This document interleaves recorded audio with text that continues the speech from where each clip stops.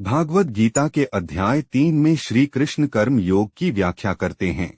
वह अर्जुन को समझाते हैं कि सृष्टि के आरंभ में ब्रह्मा ने मानव जाति को उनके नियत कर्तव्यों सहित जन्म दिया और कहा, इन यज्ञों का धूमधाम से अनुष्ठान करने पर तुम्हें सुख समृद्धि प्राप्त होगी और इनसे तुम्हें सभी वांछित वस्तुएं प्राप्त हों। तुम्हारे द्वारा संपन्न किए गए यज्ञों से देवता प्रसन्न होंगे और मनुष्यों और देवताओं के मध्य सहयोग के परिणामस्वरूप सभी को सुख समृद्धि प्राप्त होगी।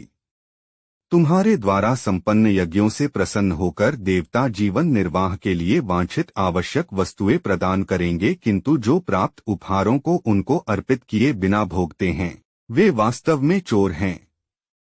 आध्यात्मिक मनोवृत्ति वाले जो भक्त पहले यज्ञ में अर्पित करने के पश्चात भोजन ग्रहण करते हैं वे सभी प्रकार के पापों से मुक्त हो जाते हैं, किंतु जो अपनी इंद्रिय तृप्ति के लिए भोजन बनाते हैं वे वास्तव में पाप अर्जित करते हैं।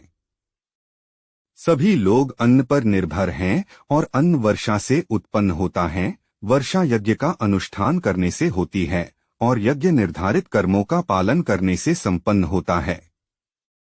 वेदों में सभी जीवों के लिए कर्म निश्चित किए गए हैं और वेद परब्रह्म भगवान से प्रकट हुए हैं। परिणामस्वरूप सर्वव्यापक भगवान सभी यज्ञ कर्मों में नित्य व्याप्त रहते हैं।